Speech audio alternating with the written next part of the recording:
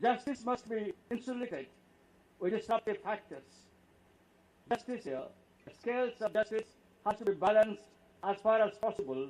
That is the true essence of justice. It cannot tilt in either side owing to anyone's aggressive views. The Lady of Justice is blindfolded to signify neutrality, since each case, whether involving a greater or smaller ramification, is the same for us.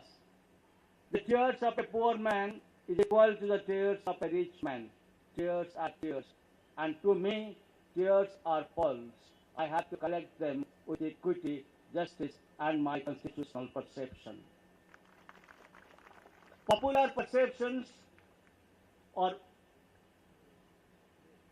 capacity to have build narratives or any particular leaning can never, and I mean never, guide the course of justice. That is how the neutrality, ethicality, and the purity of the stream of justice is maintained. That is how the independence of the judiciary is maintained. I quote the feelings of my learned brother Justice Gogoi, the Chief Justice designate, that the independence of judiciary stands erect, and that shall stand erect, and there is the collegiality amongst the brothers and sister judges of the court, and the Supreme Court stands supreme, not today, in times to come. Any kind of craftsmanship cannot steal away the judicial independence. But I must simultaneously add, we require to have courage, character, grit, and integrity to face whatever it takes to interpret the law correctly and deliver justice. Truth has no color. It is always not as it seems to be, or it is made to appear. To borrow a phrase from William Blake, different context. Somebody asked me in the afternoon, said, "Do you like William Blake?" I said, and the description was given, he's a romantic poet. I said, no, he's not a romantic poet. He's a mystical poet in a different way. Let's not discuss Blake. I told him, not you. I'm quoting a phrase for appreciation from the Blakean appreciation. I quote, if the doors of perception were cleansed, everything would appear to man as it is, unquote. Follow Blake, not the mystical Blake, but the prosaic Blake over here. Lawyers, I have no reservation to confess, have an immense and responsible role to play. Some cases may be won, some may be lost depending on the merits of the case and the interpretation of law. And that is why one is reminded of Socrates,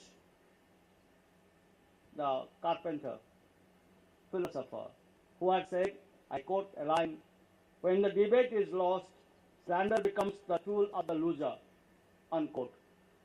If you are prepared, I can narrate an incident with what happened to Socrates once. But nobody should misunderstand. Socrates loved long back. He was teaching a group of people. He was a carpenter, he was not getting money. Messiah Socrates came. You are only talking nonsense. I don't have food. How long I can serve you bread only? Have bread? Socrates did not say anything. His disciple, including Plato, was there. Almost I think that the history records 20-25 people were around. Socrates remained unmoved. But Mrs. Socrates was a very, very difficult lady. That's what Plato describes. She came with a bucket full of water and poured on Socrates. The disciples were stunned. You know, why are you stunned? Why are you astonished? Why are you perplexed? I knew it. Because when the thunder was there, I knew the rain is not far behind. I knew it is coming. He said, it's a digression. It's a digression. I think all of you love little digressions sometimes. What Socrates said with regard to the legal debate, legal discussion, it has to be taken in a healthy spirit. And any kind of annoyance or a different feeling has to be avoided. Lawyers must not turn how to be sole loser by imputing motives into everything. They can dissociate themselves from such tendencies only if they abandon their fixated notion. The Indian judiciary is one of the most robust institutions in the world, and that is because of its judges who always believe in upholding the law and thereby maintaining the legitimacy of the judicial system or the legal system. Time and again, the rights of the people have been preserved and cemented with a dynamic vision by refusing to choke or freeze the moving stream of law and justice with a stagnant or rigid interpretation. Our judiciary, now I've changed the words from Indian judiciary to our judiciary. I intend to attach a sense of belonging. Unless you belong, you are nowhere.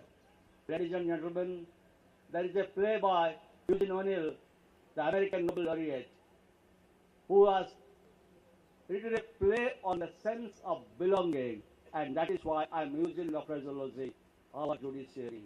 It has been the strongest institution, standing firm and resolute on the face of attacks, assaults, and even in troubled times.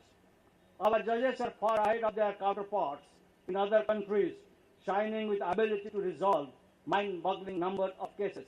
What they keep doing is just a drop in the vast ocean, but the ocean would be definitely be less without that drop. Never count drops. Remember, droplets make drops, drops make wavelets, and eventually wavelets make ocean. And all of us are contribute to that droplets or drops of the wavelets, and the deeper depth of the ocean shall reduce. And I'm confident about it. It's basically about affirming a path to fulfill constitutional promises which must effectively reach at the ground.